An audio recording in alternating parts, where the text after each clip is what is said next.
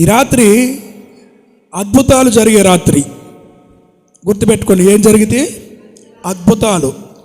ఈ రాత్రి జరగడం ఏంటంటే పాస్టర్ గారు అనుకుంటున్నారేమో.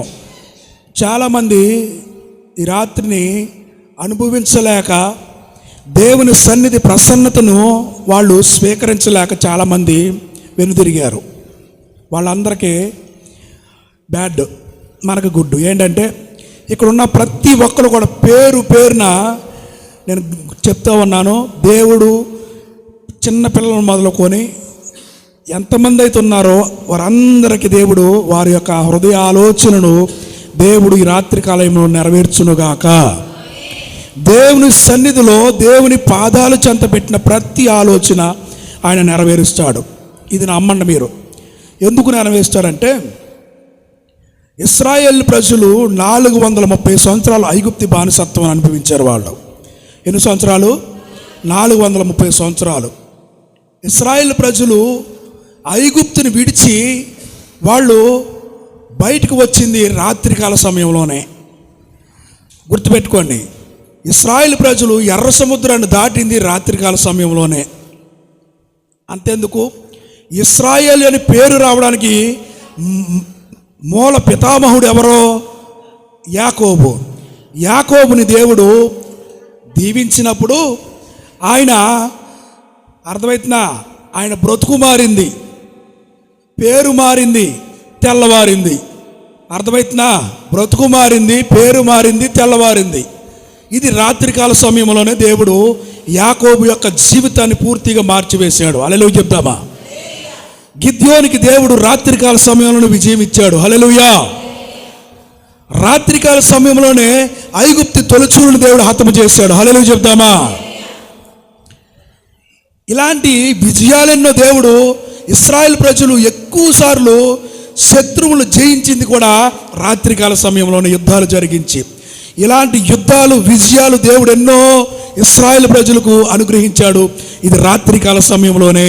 హల్లెలూయా చెప్దామా? ఇది దేవుడు మనకి అద్భుతాలు చేసే రాత్రి అని నేను ఎందుకు అంటున్నాను తెలుసా? మన జీవితంలో ఒక అద్భుతమైన రీతిలో దేవుడు ఒక ఉన్నతమైన ఆలోచన మన దేవుడు మనకు వినిపించబోతా ఉన్నాడు ఆయన ఆలోచనలో. అందుకని మన జీవితంలో అద్భుతాలు జరిగే రాత్రి, మన జీవితాన్ని మార్చబడే రాత్రి, మన జీవితాలు కట్టబడే రాత్రి, మన జీవితాలు ఒక ఉన్నతమైన ప్రణాళికలో దేవుడు నిర్మించే రాత్రి ఈ రాత్రి. హల్లెలూయా చెప్దామా? అందుకే ఎబ్బేసు ప్రార్థన చేస్తామన్నాడు. మొదటి దినవృత్తాంతాల గ్రంథము 4వ అధ్యాయము 10వ వచనములో చక్కటి ప్రార్థన ఉంటుంది. ఎబ్బేసు ప్రార్థన. నేను ప్రతి ఒక్క ఆన్లైన్ ప్రేయర్లు ఇది గుర్తు చేస్తూ ఉంటాను. నేను ఎబ్బేసు ప్రార్థన గురించి చదవండి. ఎబ్బేసు ఇశ్రాయేలీయుల దేవుడిని గూర్చి మొరపెట్టి, నీవు నన్ను నిశ్చయముగా ఆశీర్వదించాలి. అయ్యా, దేవునికి మొరపెడుతున్నాం, మనుషులకు కాదు. ఇది దేవుణ్ణి అడుగుతూ ఉన్నాం, మనుషులు కాదు. సూటిగా దేవునితోనే మాట్లాడుతూ ఉన్నాం. ఈ మాట మనుషుల దగ్గర రిక్వెస్ట్ పెట్టట్లేదు, మనుషుల దగ్గర అప్లికేషన్ ఇవ్వట్లేదు, మనుషుల దగ్గర ఎవరిని ప్రాధేయపడట్లా.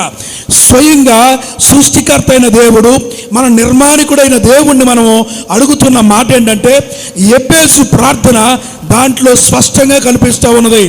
జాగ్రత్తగా ఆలకించినట్లయితే ఎబ్బేసు ఇశ్రాయేలు దేవుని గురించి మొరపెట్టి ఈ ప్రార్థన చేస్తూ ఉన్నాడు. ఆయన మాట్లాడుతూ ఉన్నాడు, నీవు నన్ను నిశ్చయముగా ఆశీర్వదించమంటున్నాడు. ఖచ్చితంగా ఆశీర్వదించాలి. ఎబ్బేసు ప్రార్థనలో ఖచ్చితత్వం ఉన్నది, దేవుణ్ణి అడిగే నిశ్చితత్వం ఉన్నది. దేవుణ్ణి అడగడంలో ఆయన ఖచ్చితత్వమైన మాటలు పలుకుతూ ఉన్నాడు. ఎబ్బేసు, నీవు నిశ్చయముగా నన్ను ఆశీర్వదించు అంటే ఆయన ఖచ్చితంగా నెరవేర్చే దేవుడు అని నమ్ముతూ ఉన్నాడు. హల్లెలూయా చెప్దామా? అలాంటి విశ్వాసం మనకు కావాలి. నిశ్చయముగా అనే మాట మనకి ఎంత విశ్వాసం ఉంటే వస్తుందండి? ఎంత విశ్వాసం ఉండి ఎవరి దగ్గరికి వెళ్ళి మనం డబ్బులు అడుగుతామని అనుకోండి, అడిగితే వాళ్ళు ఇస్తారో ఎవరో డౌట్గా ఉంటుంది మనకి. అమ్మ ఎలాగోలాగ అడ్జస్ట్ అంటాం తప్ప ఖచ్చితంగా ఇవ్వాలని అడుగుతామా? ఎవరిని డిమాండ్ చేయలేం. మన తండ్రిని తప్ప ఎవరిని మనం అడగలేం. అందుకే ఆ తండ్రి ముందు, మన యొక్క విజయాలను సంతోషపడే తండ్రి ముందు, మన యొక్క అపజయాలకి కృంగిపోయే తండ్రి ముందు, మన యొక్క విజయాలను చూసి సంతోషపడే తండ్రి ముందు మనం అడగాల్సిన మాట అండి, నిశ్చయముగా అడగాలి. హల్లెలూయా చెప్దామా? ఈ రాత్రి అద్భుతాలు జరిగే రాత్రి, దేవుడు మన జీవితంలో అద్భుతాలు చేసే రాత్రి గనుక ఆయన అడగవలసిన మాట నిశ్చయముగా. హల్లెలూయా చెప్దామా? గుర్తుపెట్టుకోండి మాట. ఎన్నోసార్లు చెప్పాను నేను, ఒక్కొక్క మాట చెప్పేటప్పుడు దేవుడు వినూత్నమైన విషయంలో దేవుడు వేరే రీతిలో దేవుడు మనతో మాట్లాడుతూ ఉంటాడు. డిఫరెంట్ మాటలో ఆయన మాట్లాడుతూ ఉంటాడు. ఆయన మాటల్లో ఉన్న మర్మం ఒకటే, మనల్ని ఆశీర్వదించడము. హల్లెలూయా చెప్దామా? ఆయన కలిగి ఉన్న దృక్పథం ఒకటే మనల్ని ఆశీర్వదించడము. ఆయన మన పట్ల కలిగి ఉన్న ప్రణాళిక ఒకటే మనల్ని ఆశీర్వదించడము. ఆయన మన పట్ల కలిగి ఉన్న ఆశ ఒకటే మనల్ని ఆశీర్వదించడము. ఆశీర్వాదం ఎక్కడికి వెళ్ళద్ది? భూమి మీద యహమందు పరమందు ఆశీర్వాదము. ఆయన నమ్ముకున్న వారికి భూమి మీద ఆశీర్వాదము, ఆయన నమ్ముకున్న వారికి పరలోకము ఆశీర్వాదము. అదే ఆయన కోరుకునేది. హల్లెలూయా చెప్దామా? ఆ దేవాతి దేవుణ్ణి మనం అడగాల్సిన మాట ఒకటే, నిశ్చయముగా అని అడగాలి. మనము నిశ్చయముగా ఖచ్చితంగా మనం ఎందుకు పొందుకోలేకపోతున్నాం తెలుసా? మన ప్రతీది కూడా డౌట్గా అడుగుతాం. యేసు ప్రభు అన్నాడు, మీరు విశ్వాసము గలవారైతే ఖచ్చితంగా ఈ యొక్క కమ్మల చెట్లు చూసి విశ్వాసముతో, ఎంత విశ్వాసము? రైట్, ఆవగింజంత విశ్వాసము. ఆవగింజంత విశ్వాసం ఉంటే ఖచ్చితంగా ఈ కంబల చెట్టెలు సముద్రంలో పడినంటే పడిపోద్ది. అంటే మనలో ఉన్న విశ్వాసము అంత కూడా లేదనమాట, అర్థమవుతుంది. అందుకని మనం ఎవరి దగ్గరికి వచ్చాము? మనుషుల దగ్గరికి కాదు. మనం ఎవరి దగ్గరికి వచ్చాము? ఫ్రెండ్స్ దగ్గరికి కాదు. ఎవరి దగ్గరికి వచ్చాము? ఒక సామాన్యమైన వ్యక్తి దగ్గరికి కాదు. మనం వచ్చింది దేవుని దగ్గర సన్నిధికి వచ్చాము. సజీవుడైన దేవుని దగ్గరికి వచ్చాము. సృష్టికర్త అయిన దేవుని దగ్గరికి వచ్చాము. నన్ను సృష్టిని అంతటిని నిర్మించిన నిర్మాణకుల దగ్గరికి వచ్చాము. ఆయనే మన ప్రభు అయిన యేసుక్రీస్తు. హల్లెలూయా చెప్దామా? ఆ యేసుక్రీస్తు దగ్గర మనం అడగాల్సిన మాట అంటే నిశ్చయముగా అనే మాట ఖచ్చితంగా పలకాలి. మనము నిశ్చయముగా ఆశీర్వదించమన్నాడు. తర్వాత నా సరిహద్దులను, దీంట్లో మనం చూస్తున్న అంశం ఏంటంటే ఖచ్చితత్వాన్ని చూస్తున్నాం. మనము కాన్ఫిడెన్స్ చూస్తున్నాం ఈ విషయంలో. ఈ ప్రార్థనలో కాన్ఫిడెన్స్ లేకపోతే మనము దేవుని దగ్గర నుంచి ఆశీర్వాదాలు పొందుకోలేం. కాన్ఫిడెన్స్ కావాలి ప్రతి వ్యక్తికి. మనము ఏదైనా ఉద్యోగం చేసేటప్పుడైనా, ఏదైనా గేమ్స్ ఆడేటప్పుడైనా, ఏదైనా ప్రయాణం చేసేటప్పుడైనా మనము గమ్యాన్ని చేరతామనే కాన్ఫిడెన్స్ మనలో ఉంటుంది. చదువుకునే వ్యక్తులకి మనం ఈ యొక్క ఎగ్జామ్ పాస్ అయితేనే కాన్ఫిడెన్స్ ఉంటుంది. ఎప్పుడైతే కాన్ఫిడెన్స్ కోల్పోతారో వారిలో బలహీనత వస్తుంది. ఎప్పుడైతే పట్టుత్వాన్ని కోల్పోతారో వాళ్ళలో నిరుత్సాహం వచ్చేస్తుంది. మన దేవుడు నిరుత్సాహపరిచే దేవుడు కాదు. మన దేవుడు మన ఆశలను తీర్చకుండా ఉండే దేవుడు అసలే కాదు. మన దేవుడు సర్వ శక్తి మంతుడు. హల్లెలూయా! ఆ దేవుడిని కలిగి ఉన్నాం మనం. నేను చిన్నప్పటి నుంచి కూడా నా యొక్క స్పిరిట్ ఆఫ్ ఎడ్యుకేషన్ అంతా కూడా మన్నా మినిస్ట్రీ. దేవుని యొక్క సేవకులు వాళ్ళు వాక్యం చెప్తూ ఉంటే ఒక్కొక్కరి హృదయాలు మన్నించబడతా ఉండేవి. నేను వాక్యం చెప్పడానికి నాకైతే పెద్ద ఇష్టం లేదు, కానీ దేవుని పరిచర్యలో ఎక్కువ ఇష్టపడేవాడిని కాదు నేను వాక్యం చెప్పడానికి. కానీ దేవుడు నన్ను ఎన్నుకున్నాడు వాక్యం చెప్పడానికి.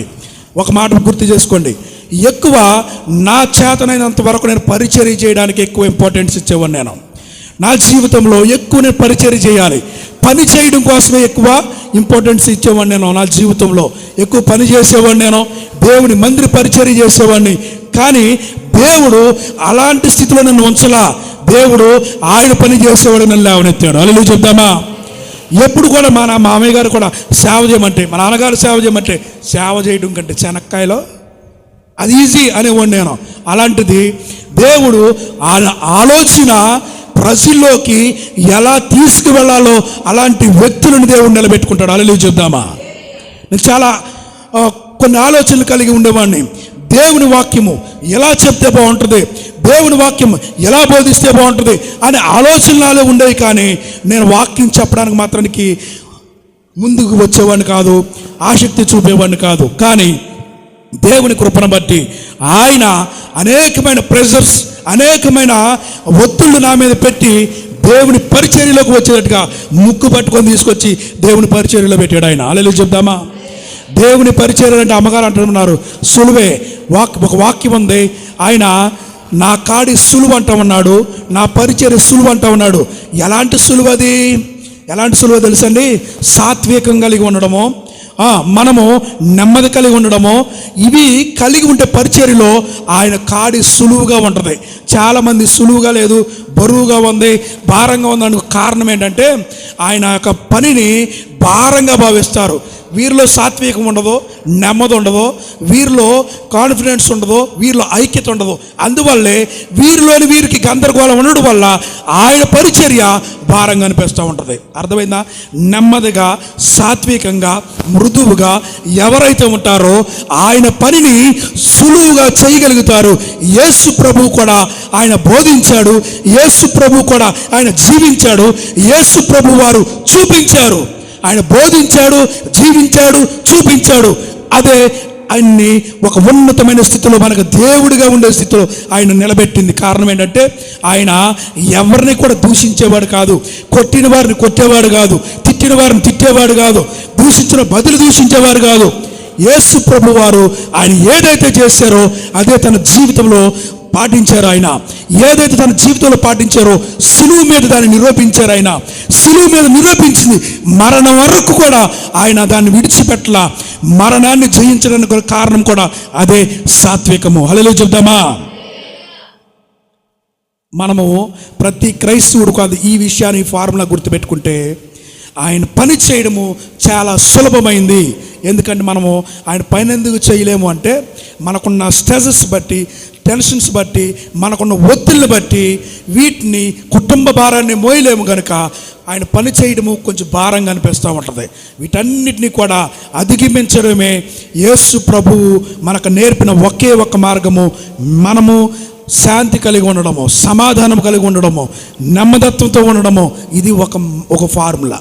ఇది నేర్చుకోగలిగితే మనం ఆయన పనిని సులువుగా చేయగలుగుతాం. అందుకే నా కాడి సులువైంది అని చెప్పాడు ఆయన. హల్లెలూయా. బాగా గమనించండి. అయితే ఇశ్రాయేలు ప్రజలు ఇశ్రాయేలుగా మార్చబడడానికి గల కారణం ఏంటంటే, ఇశ్రాయేలు ఏ జాతికి చెందినవారు వాళ్ళంటే, అబ్రహాము ఏ జాతికి చెందినవాడు అంటే, అబ్రహాము ఎవరంటే ఆయన ఒక హెబ్రీడ్గా ఉండవచ్చు.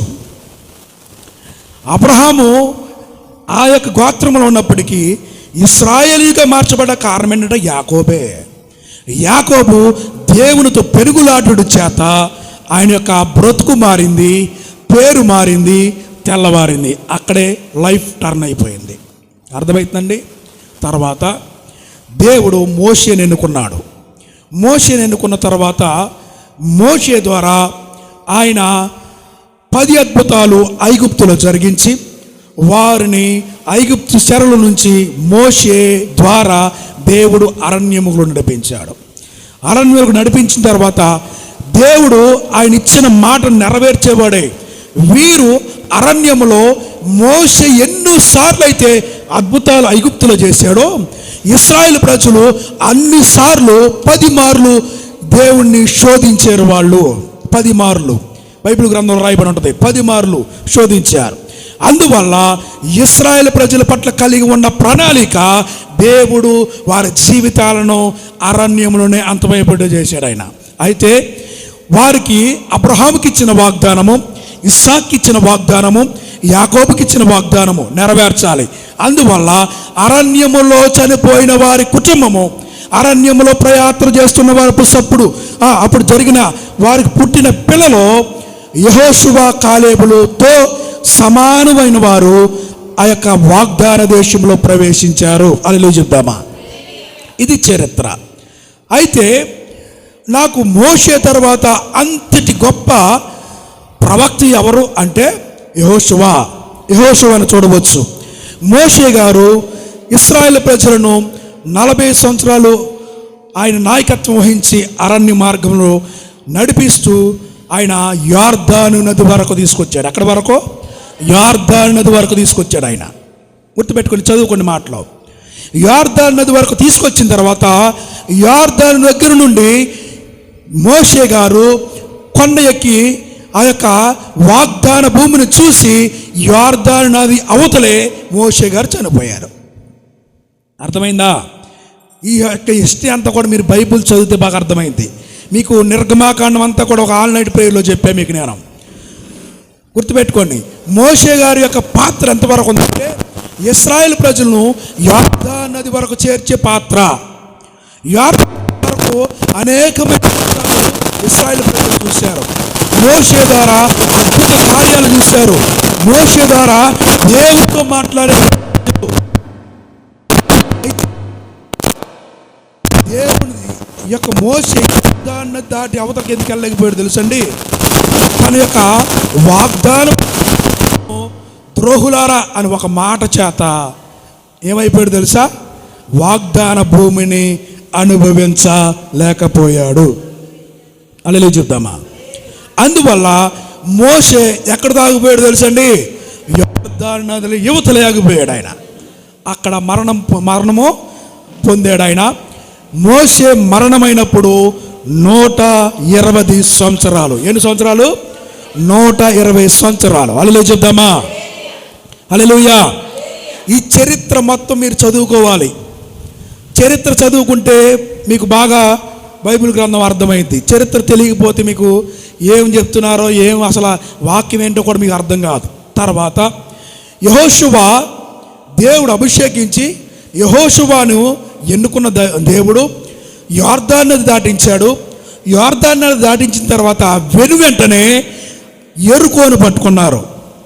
యెరికోని జయించిన తర్వాత వాళ్ళు అనేకమైన రాజ్యాలను జయించుకుంటూ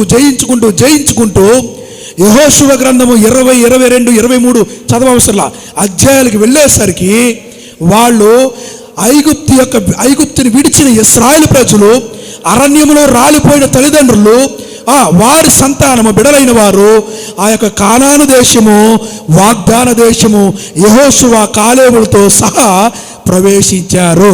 అలా చెప్దామా? అర్థమైందా? మీకు చెప్పింది అర్థమైందా? మోషే గారు ఎక్కడ ఆగిపోయారు? యొర్దాను నదిలో యువతల ఆగిపోయాడు ఆయన. అక్కడ పట్టుకున్న యెహోషువ వారిని నడిపించుకుంటూ అనేకమైన యుద్ధాలు జరిగించుకుంటూ యెహోషువ ద్వారా వాగ్దాన భూమిలో చేర్చాడు ఇశ్రాయేల్ ప్రజల్ని. ఇశ్రాయేల్ ప్రజల్ని చేర్చిన తర్వాత ఇవి అన్నీ కూడా చదువుకోండి. మీరు యెహోషువ గ్రంథం మొత్తం చదువుకోండి, తెలిసిద్ది. నేను కొన్ని మాటలు మాత్రం, కొన్ని సబ్జెక్టు మాత్రమే, కొన్ని అధ్యాయాలు మాత్రం నేను వివరించి చెప్తాను మీకు నేను. అయితే ఈ స్టోరీ చెప్పిన తర్వాత ఈ అధ్యాయంలోకి వెళ్తాను నేను. అయితే ఏం జరిగిందంటే యెహోషువ ఆ యొక్క వాగ్దాన దేశంలో ప్రవేశించిన తర్వాత ఏం చేశాడు అంటే 12 గోత్రాలు. ఇశ్రాయేల్ గోత్రంలో ఎంతమంది? 12 మంది గోత్రకర్తలు.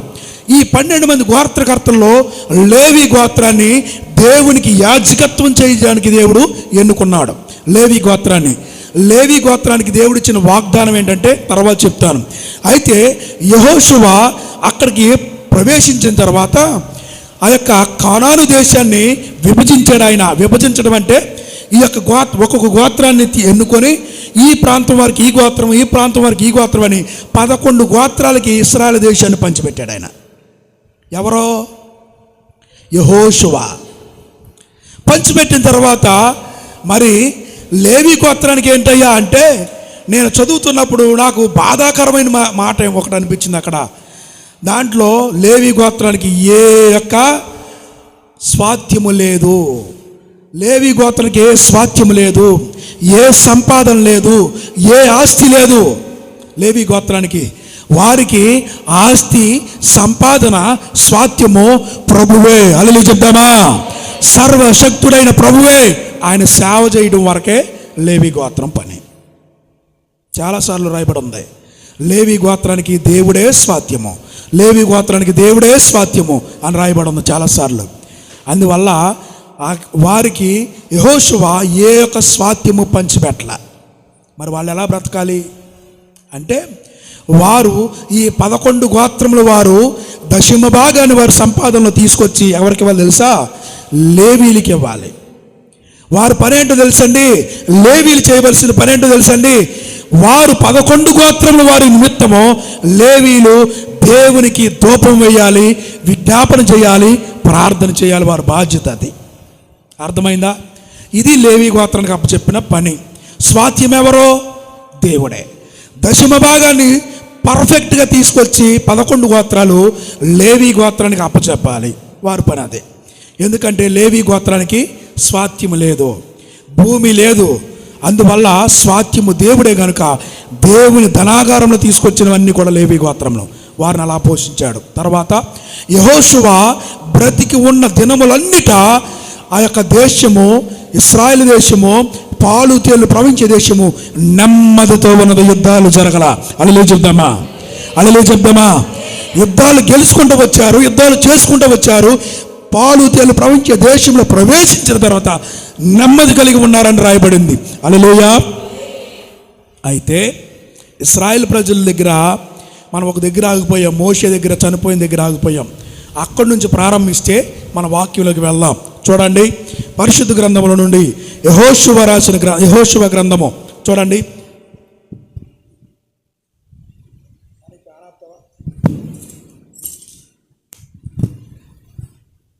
దీనికి ముందు ఒక రిఫరెన్స్ చదువుకోవాలి. యోబు గ్రంథం 5వ అధ్యాయం 9వ వచనం.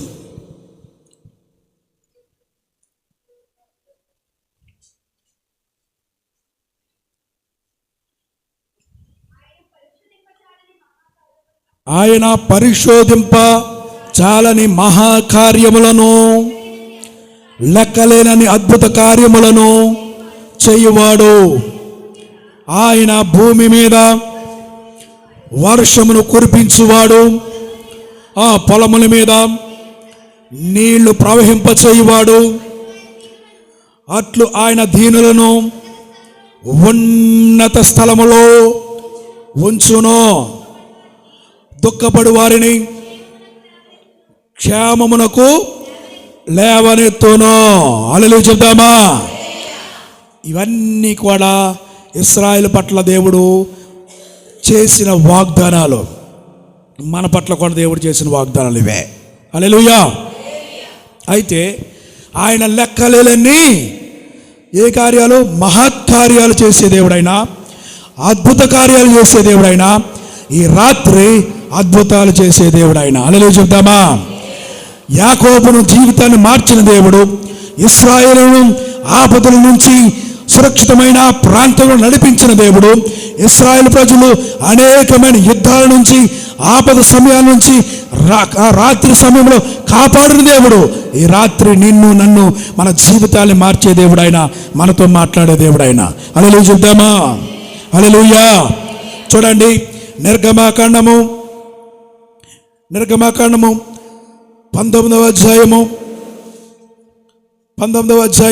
9వ వచనం.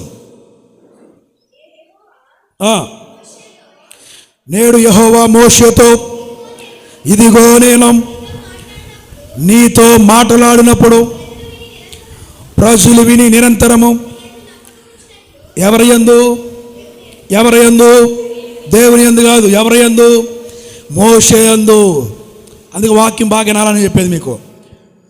దేవుడు మనతో మాట్లాడినప్పుడు, దేవుడు మనతో ఆయన యొక్క సంగతులన్నీ చెప్పినప్పుడు ప్రజలు విని ఎవరి మీద విశ్వాసం ఉంచాలి, నమ్మకం ఉంచాలి?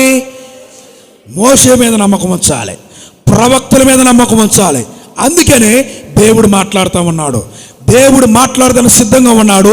ప్రజలు వినడానికి ఎలా సిద్ధంగా ఉండాలి? ప్రజలు వినడానికి సిద్ధంగా ఉండాలి. మాట్లాడితే నేను మాట్లాడుతూ ఉన్నాను, మీరు చెవులేసుకుని నెత్తి సరిపోయేలా సిద్ధంగా ఉండాలి. దానికి కూడా సిద్ధంగా ఉండాలి. ఎలా సిద్ధంగా ఉండాలి? చదవన్న మాటలో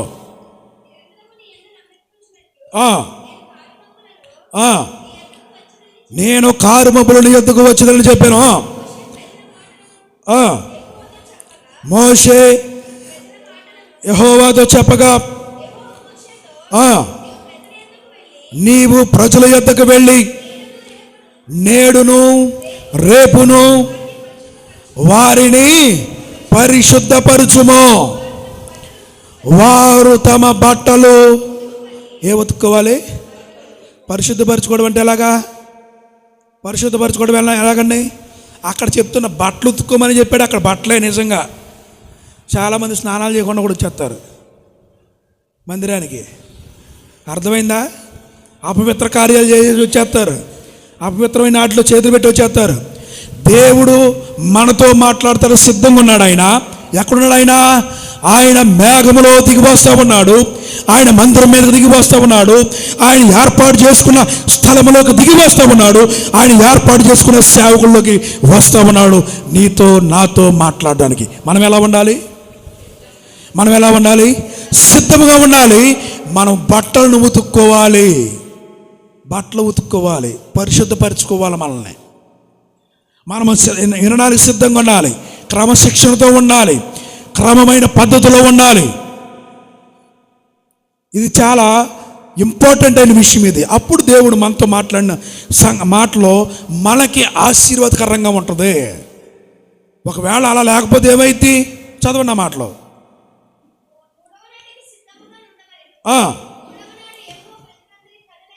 ప్రజలందరి కన్నుల ఎదుట సీనాయి పర్వతం మీదకి దిగివచ్చును, సరిహద్దులను ఏర్పరచు, నీవు ఈ పర్వతం ఎక్కవద్దు, దాని అంచును ముట్టవద్దు. అమ్మ వినండి, అక్కడ ఆయన మాట అయితే వినొచ్చు, ఆయనకి దగ్గరికి వెళ్ళి ఆయన చెప్పే మాటలు వినొచ్చు, కానీ ఏం చేయమన్నాడు? అక్కడ పర్వతాన్ని ముట్టకూడదు, దాటి సరిహద్దు దాటి రాకూడదు. హద్దులు ఉన్నాయి, ప్రతిదాని హద్దులు ఉన్నాయి, హద్దు మీరకూడదు. సేవకుడు ఉండాల్సిన స్థలంలో సేవకుడు ఉండాలి, విశ్వాసం ఉండాల్సిన స్థలంలో విశ్వాసం ఉండాలి. దేవుడు సేవకుడితో మాట్లాడిన మాటలో విశ్వాసంతో చెప్పాలి. విశ్వాసం దానిని విని ఎవరి దగ్గర వాళ్ళు నమ్మకంగా ఉండాలి, ఎవరి మీద ప్రేమ కలిగి ఉండాలి, ఎవరి మాటను గౌరవించాలి, సేవకుని మాట గౌరవించాలి. అదే చెప్తున్నాడు అక్కడ. ఇశ్రాయేలు ప్రజలు నిన్ను గౌరవించడం కోసము, నీ మీద గౌరవించడం కోసము నేను మాట్లాడినప్పుడు వాళ్ళు పరిశుద్ధపరచుకుని ఉండాలి వాళ్ళు అని చెప్తున్నాడు ఆయన. ఫార్ములాస్ ఉన్నాయి. ఎలా పడితే ఆయన మాట్లాడేయడు, ఎక్కడ పడితే అక్కడ మాట్లాడేయడు, మనము ఎలా వచ్చేస్తే అలాగా దేవుడు మన హృదయంలోకి వచ్చాడు. దాని ప్రతిదానికి ఒక ఫార్ములా ఉంది. బట్టలు ఉతుక్కోమన్నాడు, మన స్నానం చేయాలి, దేవుని దగ్గరికి వచ్చినప్పుడు పరిశుద్ధంగా రావాలి, మన హృదయాన్ని కూడా సిద్ధం చేసుకొని రావాలి, మనము ప్రిపేర్గా రావాలి. దేవుని దగ్గరికి ప్రిపేర్గా వచ్చినప్పుడు ఆయన ఎప్పుడు కూడా ప్రిపేర్గానే ఉంటాడు. ఆయన నీతో మాట్లాడడమే ఆయన పని, నీతో ప్రతి విషయం చెప్పడమే ఆయన పని, నీతో ముచ్చటించడమే ఆయన పని. మనము ఆయన మాట వినాలి. మాట వినడానికి ఆయన సమీపించకూడదు, చాలా జాగ్రత్తగా ఉండాలి. పొలిమేరలను ఏర్పాటు చేశాడు ఆయన. చదువున్న మాటలో ముట్టు ప్రతివానికి ఏంటంట? తప్పక విధింపబడే వాళ్ళను. ఇప్పుడు ఆయన మాట్లాడుతున్నాడు, మాట అయితేనే వచ్చు కానీ ముట్టకూడదంట. జాగ్రత్తగా ఉండండి. ఆయన మన తండ్రే, మన పుట్టించిన వాడే, మన సృష్టికర్తే, కానీ ఒక హద్దులు ఉన్నాయండి, హద్దులు ఉన్నాయి. మరి అలాంటప్పుడు ప్రజల్నేమో ముట్టొద్దన్నాడు, దానికి సమీపం కూడా వెళ్ళొద్దన్నాడు. మరి ప్రవక్తను ఎక్కడికి రమ్మన్నాడు? ఏ పర్వతాన్ని ముట్టొద్దన్నాడు దేవుడు? ఏ పర్వతం మీదకి సేవకుని రమ్మన్నాడు అదే పర్వతాన్ని ముట్టొద్దన్నాడు. ఏ పర్వతం మీదకి దేవుడితో మాట్లాడడానికి రమ్మన్నాడు అదే పర్వతాన్ని ముట్టొద్దన్నాడు. ఎవరిని? ప్రజలను జాగ్రత్త కలిగించండి. ఇది దేవుడు మనతో మాట్లాడుతున్నప్పుడు కొన్ని నియమ నిబంధనలు ఖచ్చితంగా ఉంటాయి. హల్లెలూయా చెప్దామా? యెహోషువ గ్రంథానికి వచ్చేద్దాం. చూడండి, 3వ అధ్యాయము 5వ వచనం.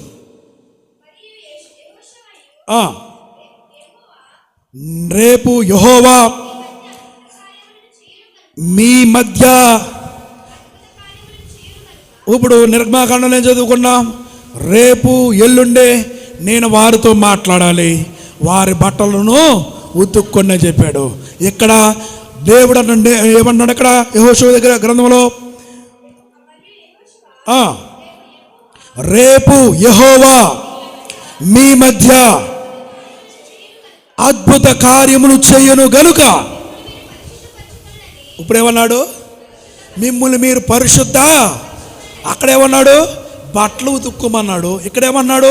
పరిశుద్ధపరచుకోమన్నాడు. జాగ్రత్తగా ఆలకించండి. డిఫరెన్స్ ఉంది దాంట్లో. దేవుని దగ్గరికి మనం ఎలా పడితే అలా రావటం వీల్లేదు. అది మనుషులతో సంభాషించినట్టు కాదు. అది దేవుణ్ణి ఏదైనా అడిగినప్పుడు పర్ఫెక్ట్గా ఎబ్బేసు ప్రార్థనలు ఏముంది? నిశ్చయముగా, నిశ్చయముగా. మనుషులతో మాట్లాడినట్టు కాదు ఆయన మనము ఒక అధికారి దగ్గరికి వెళ్ళామనుకోండి, ప్రధానమంత్రి దగ్గరికి వెళ్ళామనుకో, ఈ దేశంలో ప్రధానమంత్రికి ఏదైనా చేయడానికి అధికారం ఉంటుందా ఉండదా? చెప్పండి చెప్పండి చెప్పండి. ఉంటుందా? అప్పుడు దాకా నీకు ఇల్లు లేదనుకో, రే ఒక్క మాటతో ఇల్లు ఇవ్వండిరా అంటే, బాబు నీ డాక్యుమెంట్స్ ఇవ్వు, అది ఇవ్వు, ఇది ఇవ్వు అని అక్కడ ఏమి ఉండదు. ప్రధానమంత్రి ఇల్లు ఇమ్మని శాంక్షన్ చేశాడు. డాక్యుమెంట్స్ ఇవ్వాల్సిన రూల్స్ మనకు ఉన్నాయి. ఎవరికి ఇవ్వాలి అయ్యి రూల్ ప్రకారం? అర్థమైందా? ఆయన శాంక్షన్ చేస్తాడు ఇల్లు ఇమ్మని శాంక్షన్ చేస్తే, ఒకవేళ అంతకుముందు 2-3 ఇల్లు ఉంటే అప్పుడు ఎంక్వైరీ వస్తుంది, మనకి ఇచ్చేస్తారా? ఎవరు? కానీ ప్రధానమంత్రి దగ్గరికి వెళ్ళినప్పుడు, అన్ని చేయగల అధికారి దగ్గరికి వెళ్ళినప్పుడు మనము ఏమండి రూపాయి పాపాయి పడని ఎలా కూడా బతుకుతానంటారా? మనం ఏమంటాం? ఏ కొడితే కుంభకోణమే కొట్టాలంటే పెద్ద మొత్తం వేసేస్తాం అంతే. మన ఆలోచన అలా ఉంటుంది. జాగ్రత్తగా ఆలకించండి. మనతో మాట్లాడే దేవుడు సామాన్యుడు కాదు. మనని పుట్టించిన దేవుడు సామాన్యుడు కాదు. ఆయన ముఖ్యంగా, బాబు వినండి, వాక్యం వినండి, అన్నిటికంటే ముఖ్యంగా ఇక్కడ కూర్చొని వచ్చి మీరు, నేను మిమ్మల్ని అడుగుతా అయిపోయిన తర్వాత ఎవరైతే చెప్పలేదో వాళ్ళకి పప్పలో. అన్నిటికంటే ముఖ్యంగా ఆయన మనుషుడు కాదు. అర్థమవుతుందండి? ఆయన మనుషుడు కాదు. ఇప్పుడు చెప్పండి, మనిషినైతే ఎలా అడుగుతాము, దేవుణ్ణి అయితే ఎలా అడుగుతాము? అందుకనే ఎబ్బేసు ప్రార్థనలో ఒక ఖచ్చితత్వం ఉన్నది, కాన్ఫిడెన్స్ ఉన్నది. ఖచ్చితముగా నిశ్చయముగా నన్ను ఆశీర్వదించమన్నాడు ఎప్పుడైనా సరే.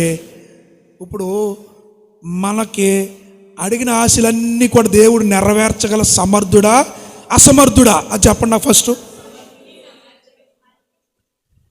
అన్నీ నెరవేర్చగల సమర్థుడే. మీకు అర్థమైందా? దీంట్లో లాజిక్ ఉంది సుమా. ఆయన అన్నీ నెరవేర్చగల సమర్థుడే, దీంట్లో లాజిక్ ఉంది. ఇప్పుడు ఒక ఇల్లు ఉందనుకోండి మనకి, ప్రభువా నువ్వు అన్నీ నెరవేర్చగల సమర్థుడు కనుక నాకు ఇంకో ఇల్లు కావాలి అన్నామనుకో, అది దేవుడు నెరవేర్చగలుగుతాడా నెరవేర్చలేడా? ఆన్సర్ కావాలి నాకు. నెరవేర్చగలుగుతాడు. కానీ నువ్వు అడిగింది న్యాయమా అన్యాయమా? అర్థమైందా? ఇప్పుడు మనం అడిగినట్టు జవాబు ఎందుకు రావట్లేదు? అర్థమవుతుందా మీకు? రైట్. మనకు జవాబు రావాలంటే ఖచ్చితంగా అడగాలి, ఖచ్చితత్వంతో అడగాలి. అర్థమైందా మీకు చెప్పింది? ఈ పాయింట్ అర్థం చేసుకుంటే నేను లైఫ్లో కూడా ఎప్పుడు కూడా వాటమి పాలవ్వు. ఖచ్చితంగా అడగాలి, ఖచ్చితత్వంతో అడగాలి. డాడీ నాకు కావాలి, ఏదో కావాలి అంటే ఏం కావాలి? వాట్ యు వాంట్ అని ఏం కావాలి? నీకు ఏం కావాలి అన్నప్పుడు నాకు కావాల్సింది ఇది అని పర్ఫెక్ట్గా అడిగితే దేవుడు అది నీకు మంచిదైతే, నువ్వు అడిగేది మేలైతే, నువ్వు అడిగేది యథార్థమైతే దేవునికి ఇస్తాడు. పర్ఫెక్ట్ అదే. నువ్వు పొందుకోగలగడానికి నువ్వు నీకు దానికి ఎలిజిబిలిటీ కలిగి ఉంటే ఖచ్చితంగా దేవుడు ఇస్తాడు. అది హల్లెలూయా. ఇప్పుడు మనం ఏం చదువుకుంటున్నాం? ఏమన్నాడు అక్కడ? రేపు మీ మధ్య అద్భుత కార్యములను చేయుచున్నాను గనుక మిమ్మును మీరు పరిశుద్ధపరచుకొనుడి. హల్లెలూయా చెప్దామా? హల్లెలూయా చెప్దామా? వస్త్రాలు ఉతుక్కోవడము ఇంపార్టెంట్, పరిశుద్ధపరచుకోవడము ఇంపార్టెంట్. ఎందుకు పరిశుద్ధపరచుకోవాలి, వస్త్రాలు ఉతుక్కోవాలి అంటే, మోషే యొర్దాను నది యువతలో ఆపేసిన ప్రయాణము యెహోషువ ద్వారా యొర్దాను మొదలుకొని పాలు తేళ్లు ప్రవహించే దేశానికి ప్రవేశించడానికి మనము చేయవలసిన పనులువి. అలా చెప్దామా? మీకు నేను చెప్పేది పూర్తి క్లియర్గా అర్థమవుతుందా? అది ఇప్పుడు చెప్తాను. యెహోషువ గ్రంథము 1వ అధ్యాయము, యెహోషువ గ్రంథము 1వ అధ్యాయము చదవండి. ఆ, ఎవరు ఇప్పుడు వరకు ఎవరి గురించి మాట్లాడుకున్నాం? మోషే గారి గురించి మాట్లాడుకున్నాం. యెహోవా సేవకుడైన మోషే మృతి పొందిన తర్వాత నూను కుమారుడును మోషే పరిచారకుడునైనా, దీంట్లో ప్రతి మాటకి లాజిక్ ఉంటుంది, ప్రతి మాటకి ఆన్సర్ ఉంటుంది, ప్రతి మాటకి క్వశ్చన్ ఉంటుంది. యెహోషువ ఎవరి పరిచారకుడు? మోషే ఎవరి పరిచారకుడు? రైట్. మోషే దేవుని సేవకుడు, యెహోషువ కూడా దేవుని సేవకుడే. పరిచారం చేసేది, పరిచర్య చేసేది ఎవరి కింద? రైట్. హల్లెలూయా చెప్దామా? హల్లెలూయా. మోషే ఆపివేసిన పనిని ఎవరు కొనసాగించారు? పరిచారకుడైన యెహోషువ. హల్లెలూయా. మోషే గారికి పిల్లలు ఉన్నారా లేదా? ఉన్నారా లేదా? పేర్లేంటి? మోషే గారి పిల్లల పేర్లేంటి? Right, very good. అవునా కాదా? మరి వాళ్ళకి అప్పు చెప్పాడా? పరిచారకుడు పరిచర్య చేయడము చాలా ఇంపార్టెంట్. మీకు నేను వాక్యము చెప్పడము కంటే పరిచర్య చేయడము. ఆ సమయం వచ్చింది అనుకోండి, ఆ స్థానంలో ఎవరు కూర్చోబెడతారు? మనుషులు కాదు, నువ్వు వెళ్ళి కూర్చోవసరలా, దేవుడే నిన్ను పట్టుకొని తీసుకెళ్ళిపోతారు అక్కడికి, ఆ స్థానంలోకి. హల్లెలూయా చెప్దామా? హల్లెలూయా. చాలా ఇంపార్టెంట్ అది. పరిచర్య నమ్మకత్వంతో చేయాలి. యెహోషువ నమ్మకంగా పరిచర్య చేశాడు. అందువల్ల దేవుడు యెహోషువతో పర్ఫెక్ట్ వర్డ్స్తో మాట్లాడుతున్నాడు. Perfect words. దీంట్లో ఎలాంటి అరమరిక లేదు, ఎలాంటి డిఫరెన్స్ లేదు, ఎలాంటి కూడా వణుకు బెనుకు లేదు. పర్ఫెక్ట్ వర్డ్స్ అంటే అక్కడ చూడండి, చదవండి ఆ మాటలో. యెహోషువకి ఇలాగ సెలవిచ్చెను, నా సేవకుడైన మోషే మృతి నందున. ఎవరు చెప్తున్నారు ఈ మాటలో? దేవుడు యెహోషువతో చెప్తున్న మాట. కాబట్టి నీవు లేచి, నీవును ఈ జనులందరూ ఈ యొర్దాను నది దాటి నేను ఇశ్రాయేలుకి ఇచ్చుచున్న దేశమునకు వెళ్ళుడి. నేను మోషేతో చెప్పినట్లు మీరు అడుగుపెట్టు ప్రతి స్థలమును మీకు ఇచ్చుచున్నాను. హల్లెలూయా చెప్తామా? హల్లెలూయా చెప్తామా? ఈ మాట గుర్తుపెట్టుకుని, రాత్రికాల సమయంలో దేవుడు మన జీవితాల్లో అద్భుతాలు చేసే రాత్రి. హల్లెలూయా. నేను దీవించబడ్డా ఆల్నైట్ ప్రేయర్ పెట్టి. ఆల్నైట్ ప్రేయర్కి వచ్చి ఇక్కడ ఉన్న వాళ్ళు కొంతమంది దీవించబడ్డారు. దీవించబడలేదు అనడానికి ఎవరికే అధికారం లేదు, హక్కు లేదు. ఎందుకంటే దీవించబడ్డారు కనుక. ఎంత అద్భుతమైన ఆదివారం గందరగోళంగా ఉంటుంది. వాక్యం ఒకరు చెప్తా ఉంటే ఒక పక్కన గిల్లుకుంటా ఉంటారు, ఒక పక్కన అరుస్తూ ఉంటారు, ఊరికని కొడతా ఉంటారు, ఒక పక్కనేమో ఏడుస్తూ ఉంటారు. రకరకాలుగా బుర్రకెక్కిద్ది, సగం ఎక్కిద్ది, సగం వెళ్ళిపోద్ది. ఇప్పుడు చక్కగా వాక్యము ప్రశాంతంగా. అందుకే దేవుడు మన జీవితాల్లో అద్భుతాలు చేసే రాత్రి చెప్పింది. ఇశ్రాయేలు ప్రజలు కూడా నడిపించిన రాత్రే. వారు సమస్యలను అధిగమించింది కూడా రాత్రి. హల్లెలూయా చెప్దామా? మోషే పుట్టినప్పుడు అసలు నేను ఈ ఒక్క సబ్జెక్ట్, ఒక్క పాయింట్ని నేను గంటలు చెప్పగలుగుతా. దేవుడు అంత సామర్థ్యం ఇచ్చాడు. కానీ ఏంటంటే ఇక్కడ టైం సరిపోదు మనకి. ఫస్ట్ ఆల్ నైట్ ప్రేయర్ పెట్టినప్పుడు 5 గంటల వరకు నడుము పీకేసిన 5 గంటల వరకు పెట్టేవాళ్ళం. ఇప్పుడు నేను ముసలోళ్ళు అయిపోతున్నా, ఈనేవాళ్ళు ముసలోళ్ళు అయిపోతున్నారు. మా అత్తగారు మా అమ్మగారు మాత్రానికి వాళ్ళు ముసలోళ్ళు అయిపోతున్నారు. అర్థమైందా? అవును, నిజమే. ఇక అందుకని ఆరోగ్యాలు బాగోట్లేదని 12 గంటలు, ఇంకా ఎక్కువైతే 12:30. ఇక అంతకంటే ఏం లేదు, ఇక అయిపోతుంది. ఇదైనా సరే గుర్తుపెట్టుకోండి, ఆయన మందిరములో ఒక దినము గడపటము 1000 దినముల కంటే, అంటే 1 గంట గడిపితే 1000 గంటల కంటే, 2 గంటలు గడిపితే 2000 గంటల కంటే శ్రేష్టం. అవునా కాదా? అందరూ ఫోన్ చేసేవాళ్ళే. అందరూ సమస్యలు చెప్పేవాళ్ళే. నేను ఇప్పుడు చెప్తున్న హెచ్చరిక, ఆదివారం కూడా చెప్తే హెచ్చరిక. నేను మన యొక్క గ్రూపు ఎంతమందికి ఉంది? మీకు జీసస్ రాఫా గ్రూపు ఎంతమందికి ఉంది? దాంట్లో ఏ వాక్యం వస్తుందా, ఏ హెచ్చరిక వస్తుందా, ఏ ప్రార్థన పాయింట్ వస్తుందా, రిక్వెస్ట్ వస్తుందా, మీరు గుడ్లు దాని మీద పెట్టుకునే చూడాలి. మన గుడ్లు అవి చూడవు, స్కిప్ చేసేసి స్టేటస్లు సినిమా ఈ చూస్తుంది తప్ప అవి మాత్రం చూడవు.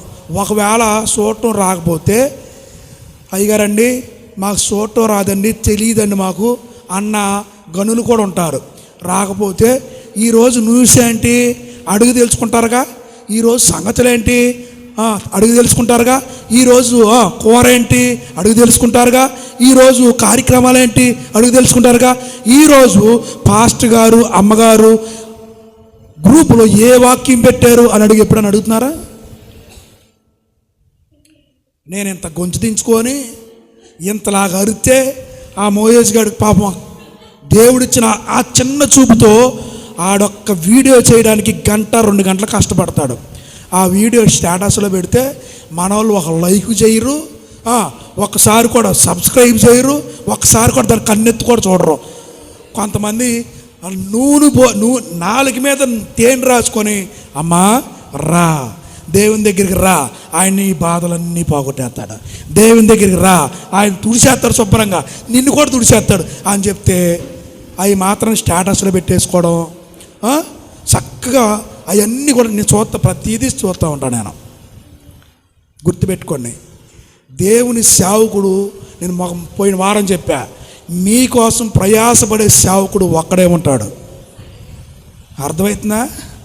మా అత్తగారు మామగారు వచ్చేసి వెళ్ళిపోతారు. వాళ్ళు ఏంటి ఎప్పుడన్నా గుర్తొస్తే జ్ఞాపకం చేసుకుంటారు.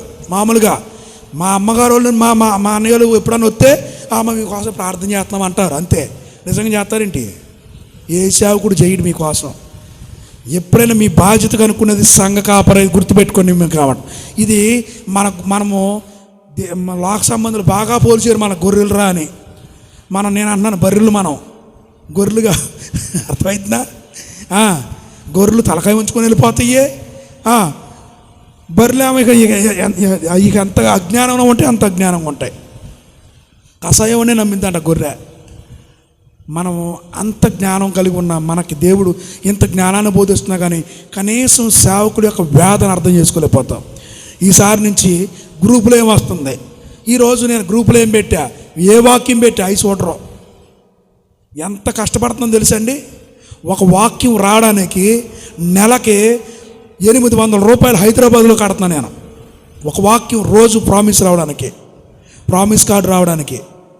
అవి ఎంత కష్టపడితే ఆ అమౌంట్ కట్టి ఆ వాగ్దానాలు వస్తున్నాయి. ఆ వాగ్దానం జస్ట్ టక్కమంట కండ్రప్ప పాటలో చూసి టింగని గెండేస్తారు పక్కే.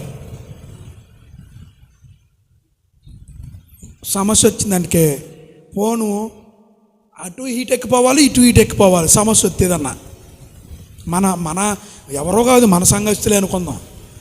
ఫోన్లోనే ప్రార్థన, ఫోన్లోనే భోజనం, ఫోన్లోనే బిర్యానీ, ఫోన్లోనే కూర, ఫోన్లోనే అన్నీ, మొత్తం ఇంకన్నీ. దేవుని మందిరానికి రారు. ఈరోజు ఒకళ్ళు వచ్చారు ప్రార్థన చేయించుకోవడానికి. 4-5 సంవత్సరాలు అవుతుంది ప్రార్థన చేయించుకోవడానికి వచ్చి. ఎక్కువే అవుతుందంట. వాళ్ళు అసలు ముఖమే గుర్తులేదు నాకు. ఎవరు కావాలండి అని అన్నా నేను. రావటం నాడు పాస్టమ్ గారు కావాలన్నారు. పాస్టమ్ గారు కావాలా? సరే ఏంటి సమస్య అంటే ఒంట్లో బాగోట్లేదు అంది. ఆవిడకు 80 సంవత్సరాలు ఉంటాయి. 80 సంవత్సరాలు నాకు మరిచి చూడగానే అర్థమైంది ఒంట్లో బాగోదని. అర్థమవుతుందా మీకు? ఇప్పుడు మంచి యవనస్తులు వచ్చి బలంగా ఉండి ఒంట్లో బాగోట్లేదు ఏంటన్నా, ఏ ప్రాబ్లం ఏంటని అడుగుతాం. 80 సంవత్సరాల ముసలి వచ్చి ఒంట్లో బాగోట్లేదండి ఇంకేం అడుగుతాం? సరే ఎందుకు వచ్చారు వాళ్ళు? ఎందుకే? అమ్మగారు దర్శన వారం ఉంది, మనందరూ తెలిసిన విషయమే. ఇప్పుడు వాళ్ళకి ఏమన్నా ఎవడన్నా చేసాడేమన్నా చూపించుకోవడానికి వచ్చారు వాళ్ళు. సరే పాపం ఆవిడ వంట చేస్తుంది, నేను ప్రార్థన చేయనంటే అమ్మగారే కావాలన్నారు వాళ్ళు. వినండి, ఆవిడేమో పొద్దుటే ఇడ్లీ పిండి టిఫిన్ వేస్తుంది, అప్పటికే 9:30 అయిపోయింది. నేను ప్రార్థన చేయనంటే లేదు అమ్మగారే కావాలన్నారు.